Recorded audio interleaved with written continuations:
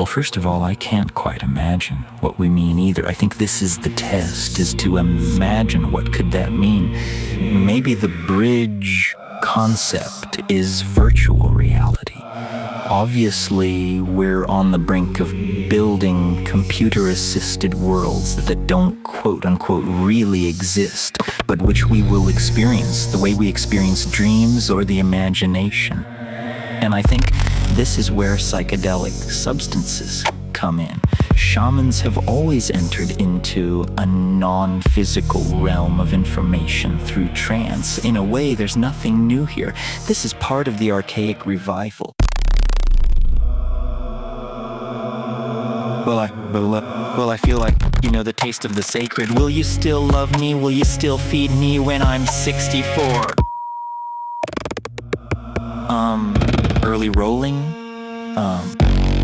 I've forgotten the thread. What was it? Oh, is it a human thing? Is it a unique? Is this ascent into novelty a human thing? No, part of what I discern here, though we humans are always ready to suffer guilt and take blame for everything going on in the universe, I don't believe this is something we're doing.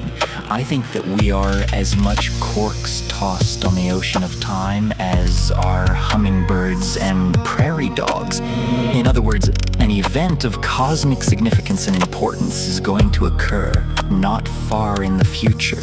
Are we causing it? No. Can we stop it? No. Can we hurry it? No. It's built into the structure of matter itself. One way of thinking of this is that the laws of physics are evolving to permit greater freedom.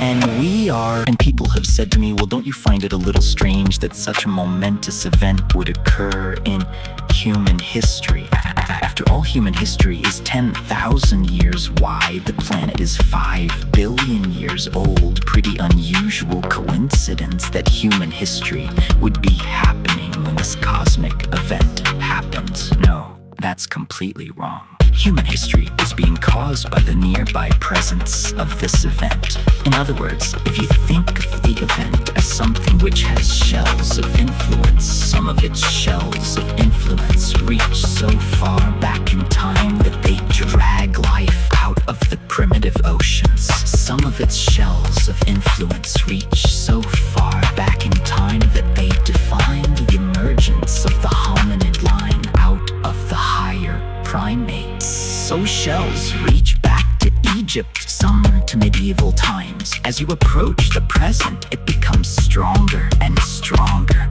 But I would argue that the presence of human civilization on this planet is the strongest evidence we have that matter and organizational processes are about to make some kind of a leap to a new order of being. What history is the 25,000-year transition zone. Before you enter the zone, you're an animal. After you leave the zone, you're a god. But for 25,000 years, you're kind of an animal and kind of a god. And you're constantly being swamped by your animal nature. And then great teachers are appearing and dragging people back to the right line. And we are schizophrenic in history. A friend of mine once said, history is the shockwave which precedes the Eschaton. And I absolutely believe that. And I believe as historical processes intensify, it's reasonable to believe that we are ever closer to the Eschaton. If my ideas seem strange to someone, I ask them, can you imagine this planet in 500 years given the propagation of ordinary historical and scientific rates of unfolding and discovery? Can you imagine this planet in 1,000 years? No one can imagine that because processes are now in play which so totally rewrite the script that no one can imagine 100 years or 200 years in the future. Because the discoveries which will be made in that span of time will so totally rewrite the human experience of itself and the environment that we cannot see deep into the future.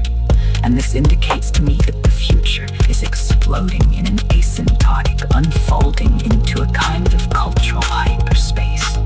And our own bafflement of the impossibility of conceiving any real future given the political and social and technological forces in play is proof of that.